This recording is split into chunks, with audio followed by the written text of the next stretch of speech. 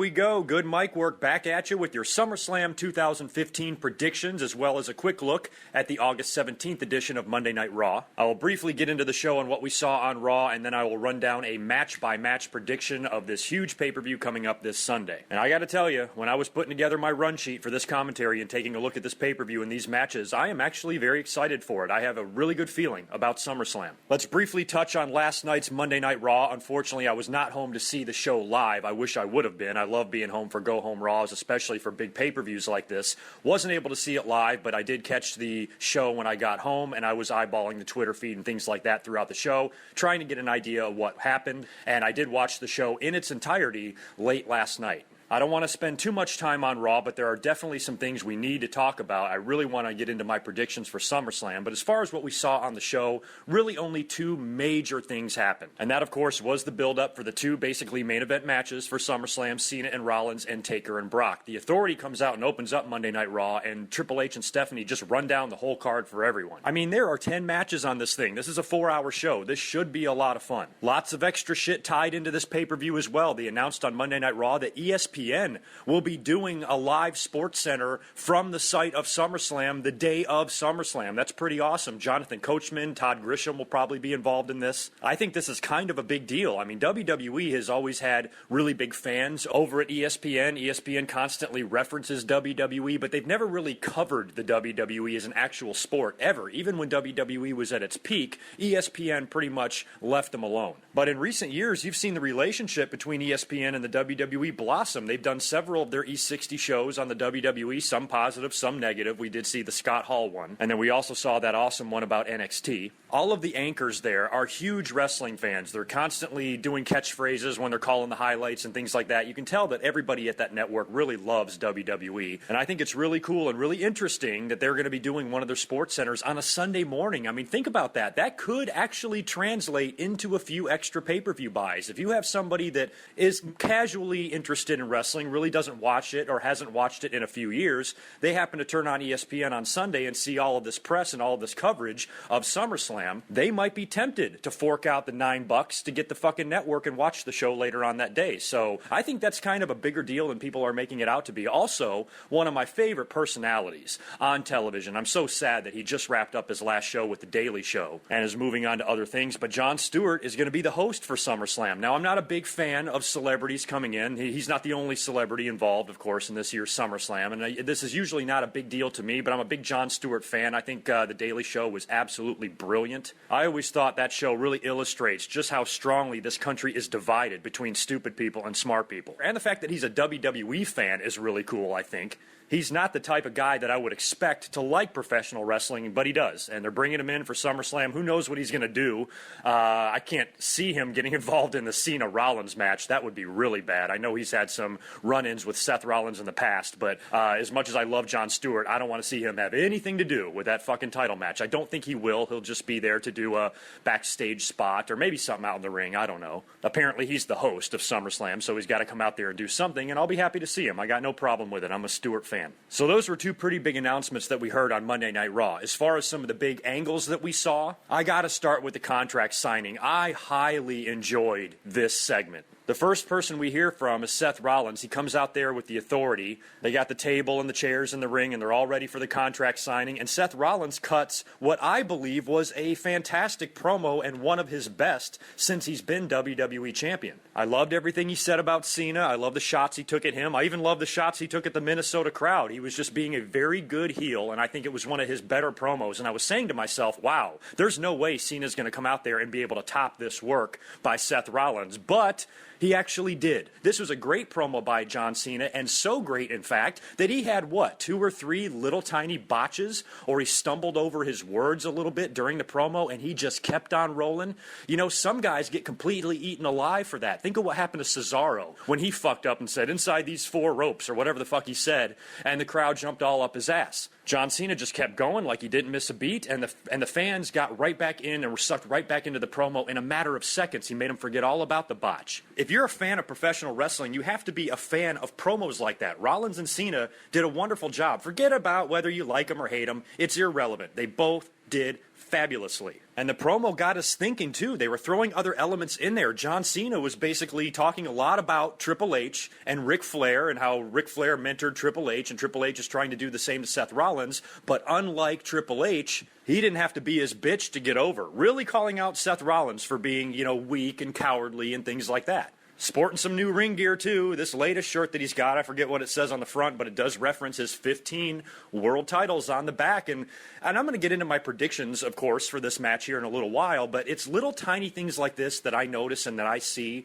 and it's just a little hint in my head. I even liked what John Cena said about the shirt. Hey, I had the shit designed months ago because I didn't think I was going to come anywhere near the world title until you opened up your stupid fucking mouth. Now I have a title shot, and I've got a chance to go one better than what it says on the back of my t-shirt, but I see that as, okay, this is a brand new John Cena shirt. Not that they can't just change it on the back to 16 instead of 15, but I'm saying to myself, if John Cena was going to debut a new t-shirt, don't you think they would have just waited a week until he won his 16th WWE title and they could put 16 on the back of that shirt instead of 15? Why would they go through the trouble of designing a t-shirt that's going to wind up being obsolete 6 days later? I'm going to get into my predictions. Like I said later on, I just really have a hard time believing John Cena is going to walk out of there with the WWE title. So there's a pretty good storyline here involved. I think this title for title match is very intriguing, and I think it could go a lot of different ways, and there's a lot of X factors involved, and we'll get into some of those, like I said, in just a little bit. Taker and Brock closed the show in their big confrontation. Now, this was being billed as Brock Lesnar's homecoming because the Raw was in the Target Center in Minnesota. The crowd was crazy for Lesnar, chanting him throughout the night. Even during a Divas match, they were screaming for Lesnar.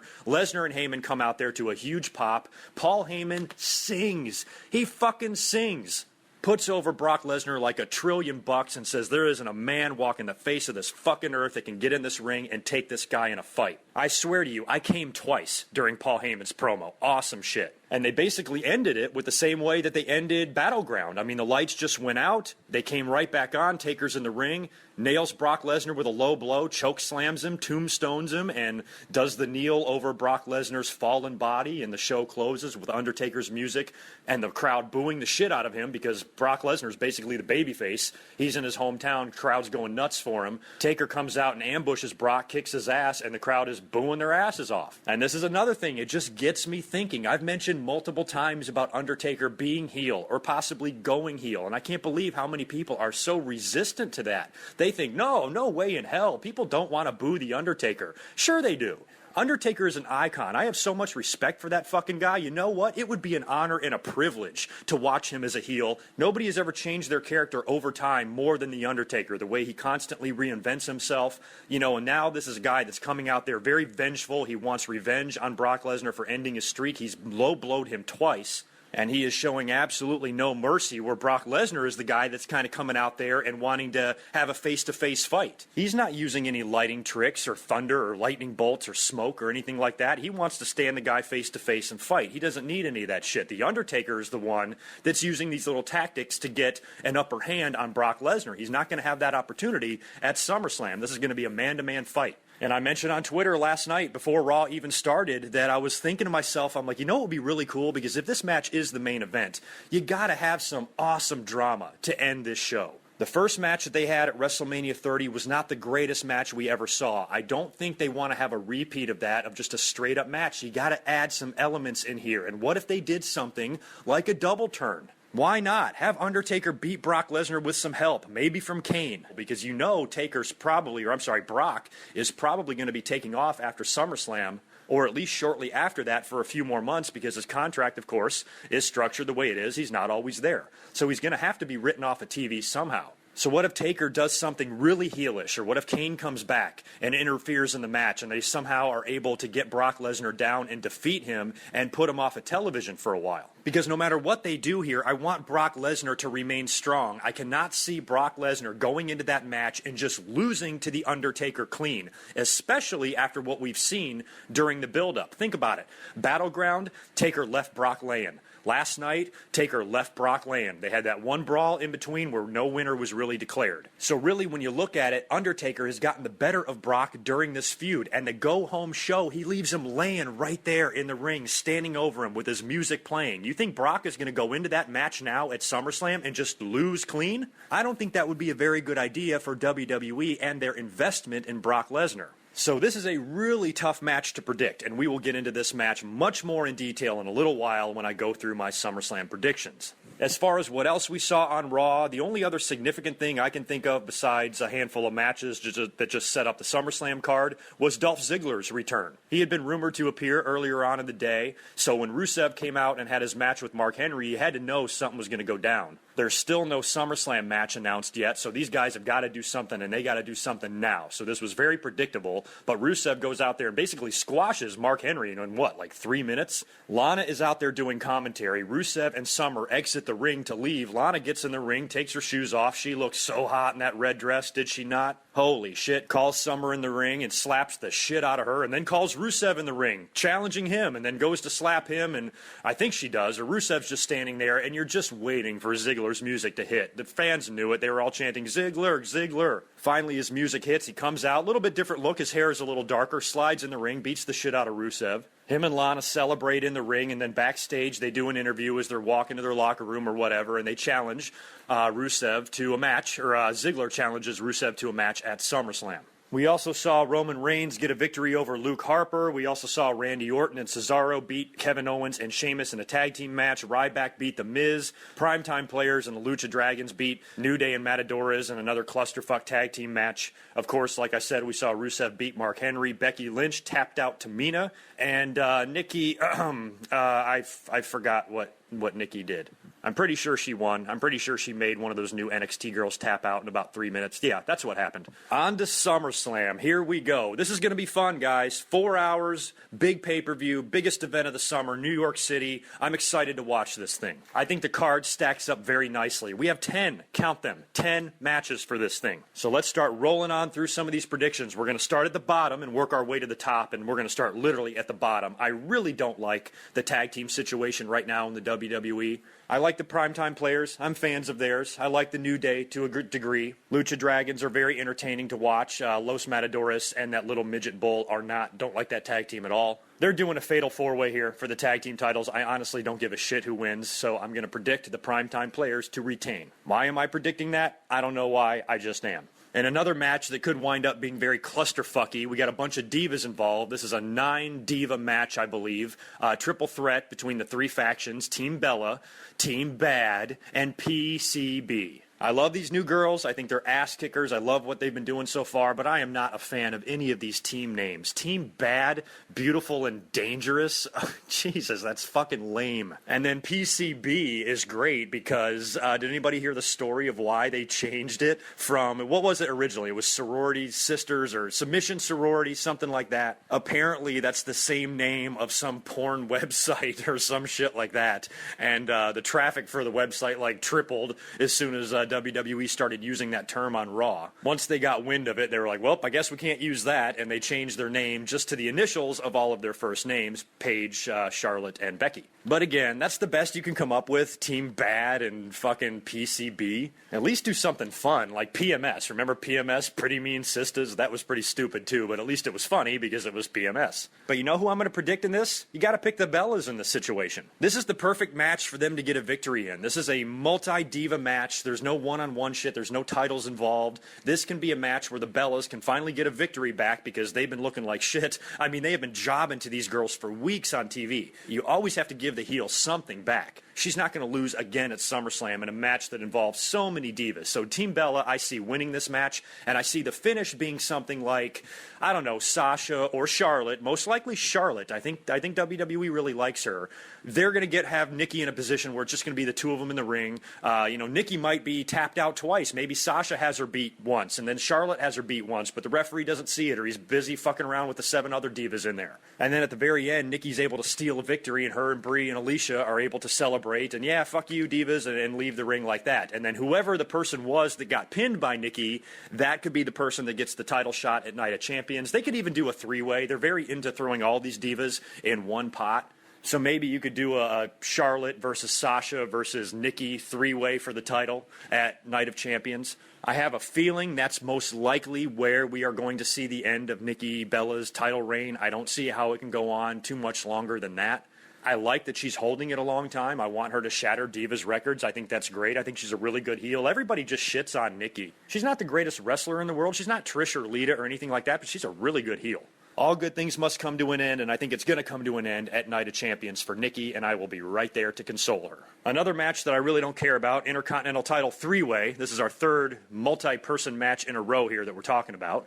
That's kind of a theme this year. I think 5 of these matches are tags or more than one competitor. But Ryback, of course, is defending his Intercontinental title against The Big Show and The Miz in a triple threat match. Why in the world would it make any sense to take the belt off of Ryback right now and give it to one of those two yahoos? I see no reason for that. Ryback just came back from his injury. WWE is trying to push him. The fans, they're trying to get behind him. They're trying their best. I've been hard on Ryback in the past, but he's a likable guy. I have nothing against him, and there's just some of the things he does in the ring that I just think are boring, that's all. But I support the guy, and I want him to have a significant Intercontinental title reign. I think he's taking the title and the reign seriously, and he wants to perform well for the good of the Intercontinental title, and I easily see him defeating these two schmucks in this three-way. So Ryback will retain the Intercontinental title, in my opinion. Tag team match time. This is kind of an interesting one. Luke Harper and Bray Wyatt taking on Dean Ambrose and Roman Reigns in a tag. Now, something smells fishy to me. I said it, I think, about 2 weeks ago, the very first time. Now, I know Dean Ambrose and Roman Reigns are Shield brothers, okay? I know that. But the very second that they started making a big deal about them being quote-unquote brothers, I was saying to myself, wait a minute. Something's going to happen here. I think Dean Ambrose might turn heel. And I would have no problem with that. We've seen him as a babyface for a while now. The fans do like him. He is over to a degree.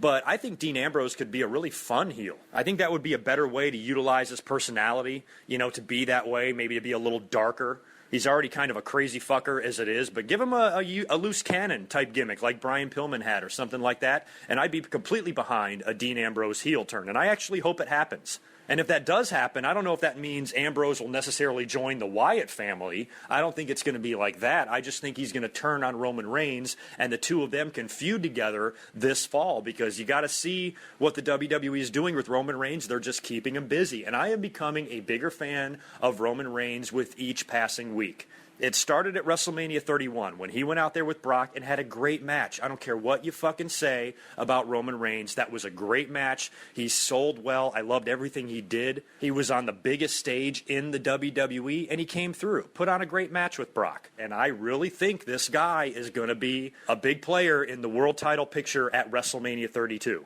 I mean, he's a fucking Samoan. What's not to like? And now, if they keep him busy with these other feuds with guys like Bray Wyatt and Dean Ambrose, possibly, this gives him something to do, keeps him away from the world title for a little while, and they can bring him back into the mix in the beginning of the year. Another thing I am mildly concerned with, though, is that this idea of Dean Ambrose turning heel is now everywhere. I swear I was the first one to mention it, but now I see it a lot. A lot of people are talking about it, so the WWE might change that up. They don't want shit to be too predictable. And plus, if Ambrose does turn heel, that means Wyatt has gotten the better of Reigns twice at Battleground and here at SummerSlam. So I'm going to reluctantly predict Luke Harper and Bray Wyatt only because I think Dean Ambrose is going to turn heel. If he does not turn heel, there is no way in hell that Ambrose and Reigns are going to lose this match. They are going to beat these two fuckers clean if they stay together.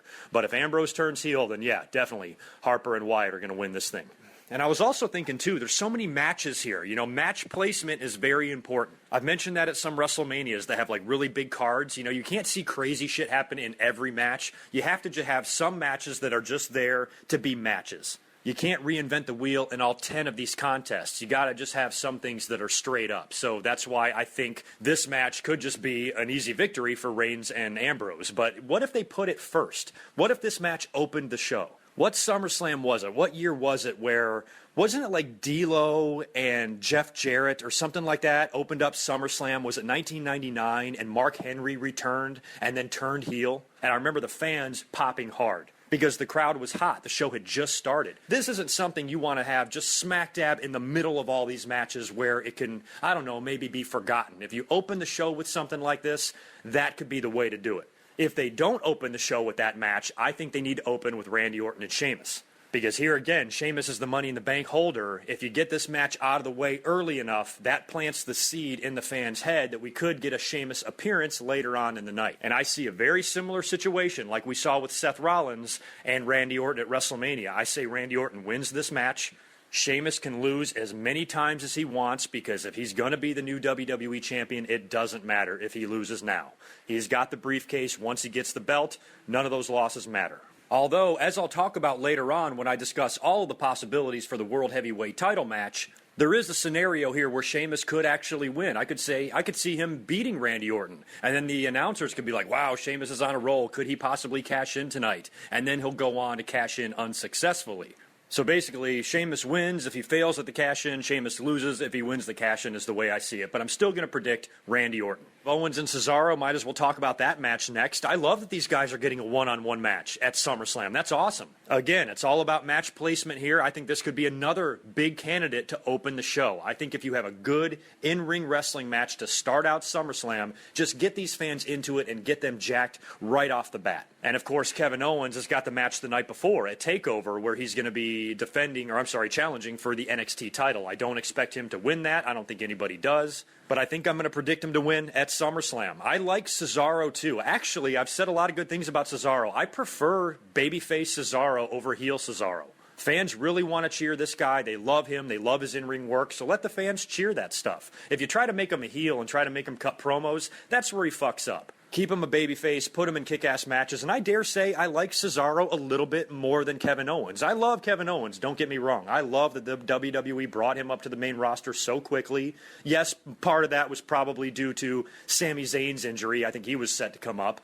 Owens jumped on that opportunity. He's on the main roster now doing a kick-ass job, just had a big feud with John Cena, walked right in the front door and worked with the top guy on day one. That's pretty awesome, and that's a lot of confidence WWE has in a guy like Kevin Owens. And if he's going to not win the NXT title at the show the night before, you think he's got to get a victory here at SummerSlam. And I think Kevin Owens will be the guy to win it. And I think it'll be clean. And I'm fine with that. What else we got here? Oh, yeah, Dolph Ziggler versus Rusev, a match that was just added on Monday Night Raw. You got to think Ziggler in this situation, right? He's been on the shelf for a while. He just comes back. You're just going to kill his boner by having him tap out to the Accolade at SummerSlam? That's not happening. Ziggler will win this match. The girls will get involved, and I have no doubt it will set up some sort of a mixed tag at the next pay-per-view. Although the next pay-per-view is Night of Champions, and that's a lot of title matches on that show, so I don't know if there's going to be a lot of room for other matches like this, but you know, that's the direction you think they got to go. Eventually, all four of them are going to have to be in the ring together, and that should happen very soon after SummerSlam. But Ziggler, I'm predicting him to win this confrontation. We can't forget to talk about the celebrity match. I know very, very little about Stephen Amell. I don't know anything about comic book characters, so I don't know what the Green Arrow is or anything like that.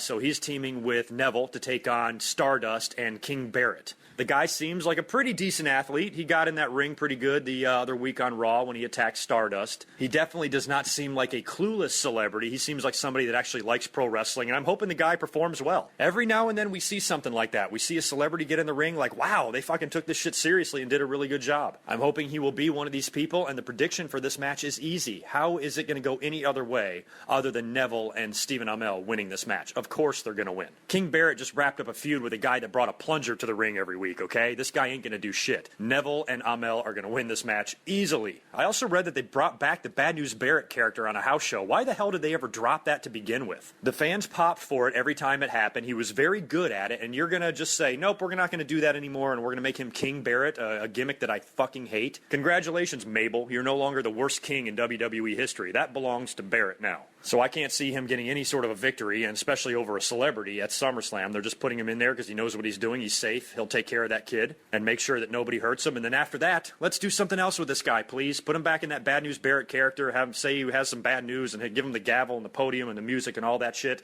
This king crap has got to go. Never been a fan of capes, never been a fan of crowns. I think it's lame. Get it the fuck out of there. Now on to our two big main events. I'll tell you, these are hard. These are not that easy to predict. We're going to start with a match that is not the main event, but it is for the WWE title. John Cena, United States Champion, challenging Seth Rollins for the WWE World title, who is also challenging John Cena for the United States title. Title for title, winner take all. I was really surprised they went in this direction. Jesus, you're going to have one of these guys hold both of these belts? Cases can be made on both sides. You can definitely make a case for John Cena winning the WWE title for the 16th time. The biggest case for that is that, like it or not, John Cena, I'm sorry, I hate to break it to you, he is Wrestler of the Year. And when he's out there, there is a ton of electricity in the air. The fans are not sitting down to just see the contract signing on Raw. Every fan was standing, watching what these guys were saying. People that love him are passionate about him, and people that hate him are even more passionate about him. But at the end of the day, you're passionate about this guy. So the way John Cena has been on fire all year long, it makes a significant case that he actually could go in there and defeat Seth Rollins and win the WWE title. I personally really have a hard time seeing the WWE do that for a couple of reasons. Number one, Seth Rollins is the new WWE champion. Recently won the belt a few months back. They're trying to build a new guy, give a new guy a world title run, give him some sort of a legacy. And when you dethrone a guy like this, and when you finally take the belt off of him, you have to wonder, what situation are you going to do that in? Now, to me, there's nobody better than John Cena because, of course, he's WWE's poster boy. He's on top of the mountain, 15-time world champion. There's no shame in losing to someone like that. But after what we saw John Cena do to Seth Rollins in the match in which he broke his nose, he had Seth Rollins tapped out. I was almost worried, and I still kind of am worried, that the Cena nose break might have changed the finish of the match.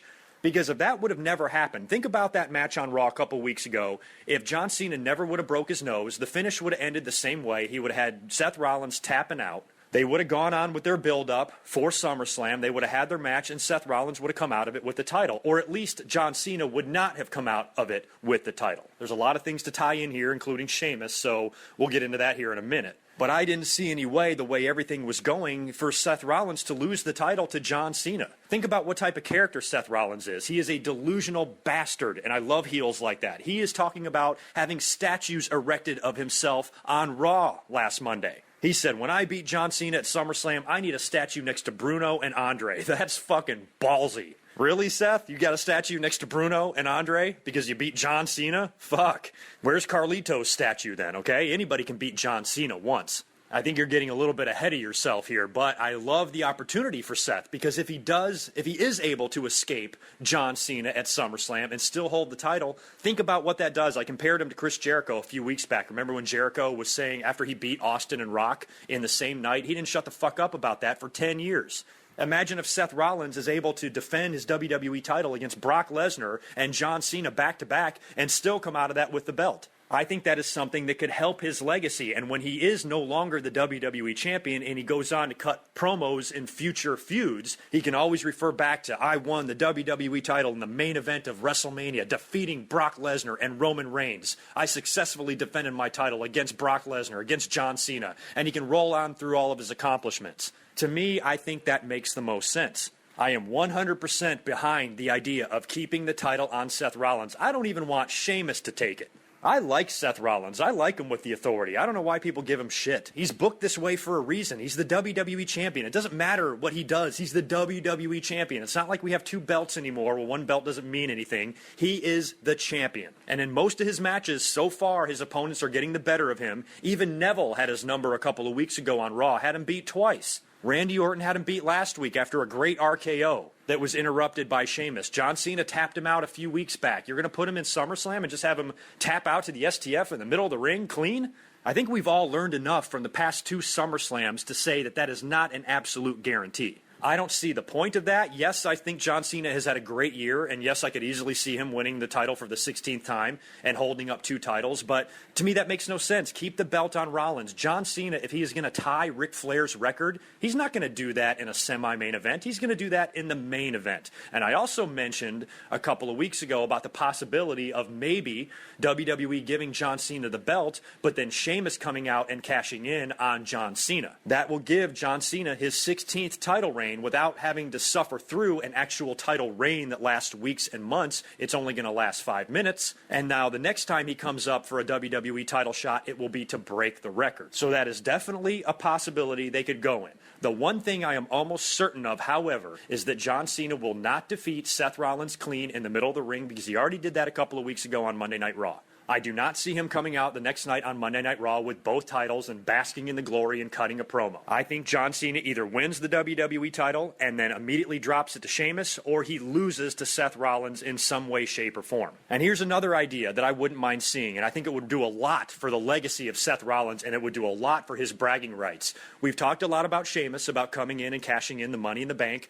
We haven't had a guy unsuccessfully cash it in a while. And what? Our last two Money in the Bank winners have also been heel. Seth Rollins when he did it and Randy Orton when he did it. So Sheamus cashing in at SummerSlam could be a little bit predictable. So what if Sheamus tried to do what Seth Rollins did at WrestleMania, and instead of waiting for the finish of the match, he's going to come out and insert himself into the match, making it a triple threat after the match is 90% complete, after both guys are spent and it's anybody's match at this point, and then Sheamus comes out. And then what if he's unsuccessful? In my mind, I try to always look at things through WWE's eyes, and I'm saying to myself, why give Sheamus the briefcase if you're not going to give him the title? And I think part of me, even though I'm not a huge Sheamus fan, part of me would feel bad if Sheamus was one of the few guys to unsuccessfully cash it in. Wow, I got this briefcase only to turn up unsuccessful. So maybe he could actually beat Randy Orton earlier on in the night and then interject himself in the world title match, making it a three-way, and then he loses. Let's say John Cena is able to hit him with the AA, and then Seth Rollins is able out of nowhere to nail Cena or Sheamus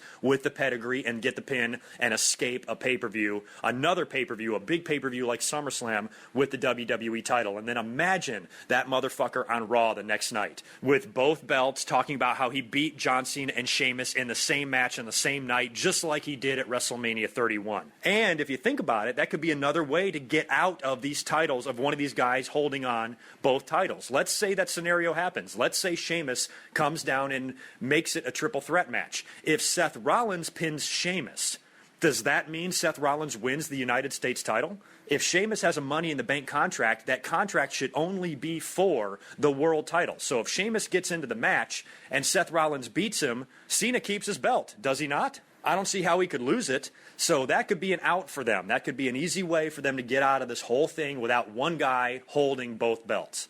Because just like I argued that John Cena beating Seth Rollins clean in the middle of the ring for his 16th WWE title doesn't make a whole lot of sense to me, what also does not make a whole lot of sense to me is Seth Rollins being the guy to take the belt off of John Cena, to take the U.S. belt off of him. Because when John Cena loses that belt, I want it to be to boost somebody, to give somebody else a chance to run with that belt that now means a hell of a lot more than it did before John Cena held it. If you give it to Seth Rollins, what the hell is Seth Rollins going to do with it? He can't defend it. He's the WWE champion. It's going to have to be put up in a tournament, and that kills the whole momentum that the belt had. So it's almost like we're in a situation where neither guy winning makes any sense. I don't want to see either guy hold both of these belts. I just don't. So them doing some sort of a screwy finish involving Sheamus, or doing something where they can get out of the whole deal without harming Rollins or Cena or anything like that, I can almost see them doing that. So I am going to predict that Seth Rollins retains the WWE title. Unfortunately, I just can't predict how. I don't know how he's going to do it. I just think that when it's all said and done, he's going to hold on to the title. And part of me is saying that in a biased way. I always try to reiterate when fans get on my case, oh, we're never going to see that, or this isn't going to happen, or that's going to happen. I'm always like, just chill the fuck out. I'm not saying I want that to happen. I'm just saying it's an option. Some people get so uppity about that. Oh, I can't believe you're saying that. Fuck off. I'm just talking out of my ass. I'm spitballing. I'm shooting the shit. We're talking about wrestling. We're talking about scenarios. Don't take it so fucking seriously. But in this situation, I actually hope that Seth Rollins hangs on to that WWE title, and I hope Sheamus does not cash it in. I think many of you who are doing predictions are going to predict Sheamus as our new WWE champion at SummerSlam. I am not. I am predicting Seth Rollins because it's what I want to see happen. He doesn't have to beat John Cena clean. I don't care if he does. It doesn't have to have anything to do with John Cena. John Cena doesn't even have to be involved in the finish if the triple threat scenario that I just mentioned comes to light. Then Sheamus can take the pin, and it's no fucking big deal. I don't care how Seth Rollins does it. I don't care how they book it. I don't care how many fans get pissed off about how they do it or how Cena looks. I don't fucking care. All I want is for Seth Rollins on Monday Night Raw, the night after SummerSlam, to be the WWE champion. So I am predicting Seth Rollins to win. Now, as if that match wasn't difficult enough to predict, now we got the main event, Undertaker versus Brock Lesnar. Again, like I mentioned earlier on, do you really think we're going to see another slow, methodical match with just a clean winner and that's it and it's over? You got to think what these two guys are going to follow. The WWE title match has the potential to have a lot of drama and a lot of swerves and near falls and excitement, and we're going to be on the edge of our seat for that. And plus, when you think about the flow of the show and the match placement, I don't know if a John Cena victory and the music and all that crap is going to be what the WWE wants to have happen right before this big match between Brock Lesnar and The Undertaker, which is another reason why Seth Rollins escaping the pay-per-view isn't going to shock the fans into any sort of epileptic seizure. They don't want to burn the fans out like they did when The Undertaker main evented SummerSlam 21 years ago and he had to wrestle himself just a few minutes after Bret and Owen tore the house down in a cage match, and it was one of the most boring matches in SummerSlam history. So the WWE does not want to do that to Undertaker and Brock. There are variables in this thing as well. A lot of people have mentioned Sting. A lot of people have mentioned Kane. A lot of people have mentioned The Undertaker's build to WrestleMania 32. It's really hard for me to believe that after what we saw The Undertaker do to Brock Lesnar 2 out of the last 3 times they've come face-to-face with each other in the last couple of weeks,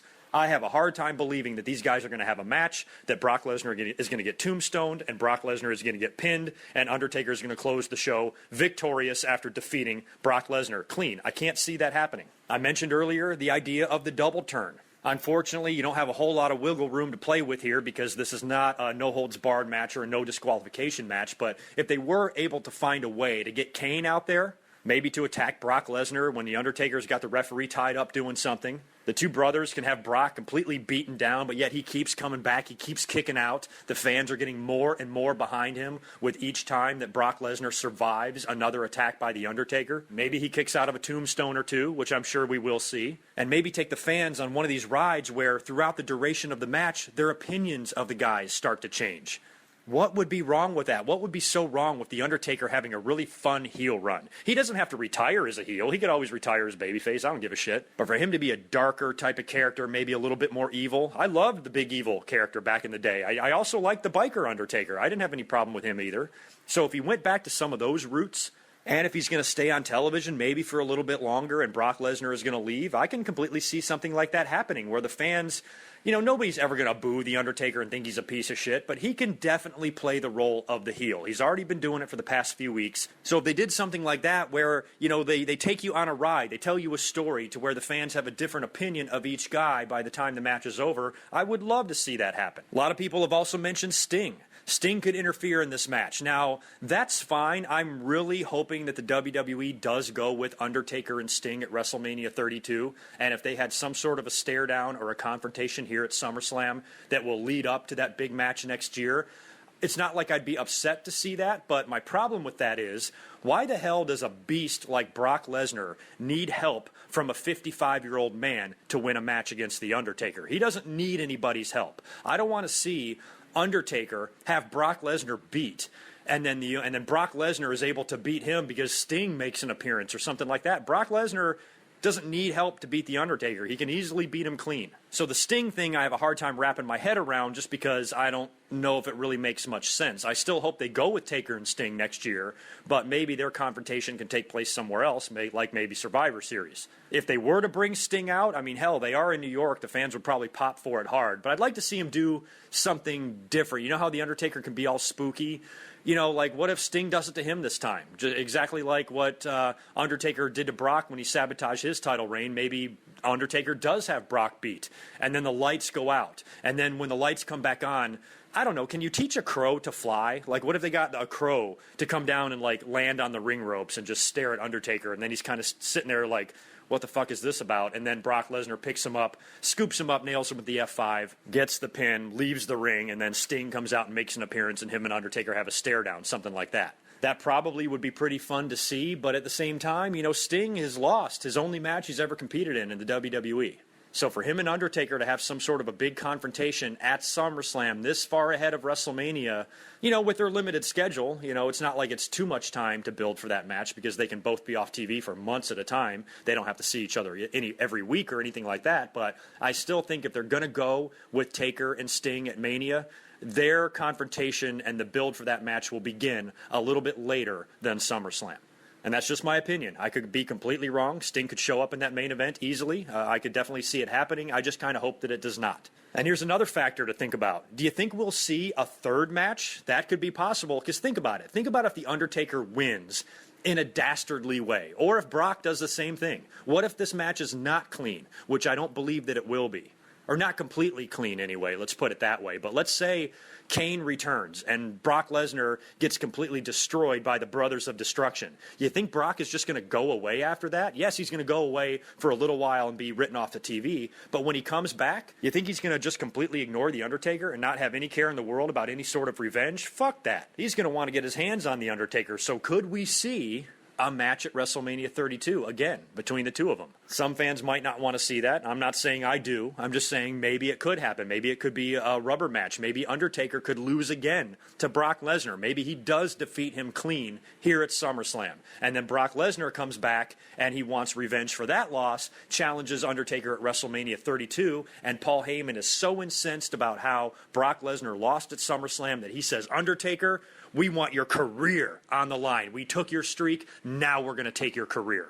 Imagine that promo. Imagine how great that would be. Paul Heyman putting over a Brock Lesnar versus Undertaker match at WrestleMania. If Undertaker loses, you must retire from the WWE. And just like Undertaker retired Shawn Michaels, Brock Lesnar could retire The Undertaker. And that would give The Undertaker 2 losses at WrestleMania to the same guy. And you know what else? Who's to say it can't end much like Ric Flair and Shawn Michaels? Who's to say that it can't be a mutual respect type of a deal? I know I mentioned the double turn and Undertaker being a heel and all of that, but what if that doesn't happen? What if these guys just kind of stay the way they are? They have the match at SummerSlam. There's no bullshit. There's no Sting. There's no Kane. It just ends in an Undertaker victory. Brock Lesnar then comes back pissed off that he lost to Undertaker and challenges him at Mania and says, I want your career. And Undertaker loses to him, has to retire. The next night on Raw has the big farewell ceremony. Brock Lesnar comes out, gets in Undertaker's face, and shakes his hand and says, it was a pleasure to work with you. We had a hell of a run. We had a hell of a feud. You had a hell of a career. And end it in some sort of a mutual respect, much like HBK and Ric Flair did. Think about something like that. Would that be so bad? I might want to see that. So the good news about all of this is there are a lot of variables and there's a lot of ways they could go, and it is a very unpredictable match. I still have to predict a winner. And I think I have to reluctantly, just for storyline purposes, I have to reluctantly pick Undertaker to win this match, even though I kind of want Brock to win, because Brock, I swear, is my favorite guy in the WWE. I think what they need to do is have Undertaker win, but book it in a way to where when it's over, Brock Lesnar is still viewed as the monster that he is.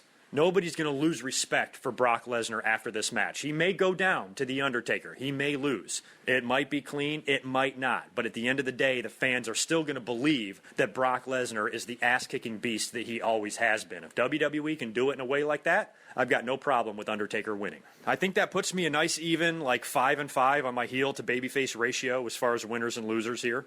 I've got Rollins, I've got Owens, I've got the Bellas, and I've got Harper and Wyatt all winning their matches. And Undertaker, like we said, he's kind of on the fence of a heel and a babyface. So it's either 6-4 or 5-5. But I got a pretty good even balance of heels and babyfaces getting their victories in this thing. I think my predictions are well-rounded and all make sense, and we'll have to see how accurate I turn out to be. So that is it. I've been talking way too long. I have got to get out of here. I will be home this Sunday for SummerSlam. I will be live tweeting for the whole thing. I will also be home for the post-SummerSlam Raw. You are going to get reaction videos after both shows. I will be up here immediately after SummerSlam with a reaction video, and I will also do a Raw review on Tuesday as well. So keep a lookout for that. Enjoy SummerSlam. Join me on Twitter. We should have a lot of fun discussing that pay-per-view as it's happening, and I'm really excited for it. So you guys have a great week, and I will catch you Sunday night after SummerSlam. Peace.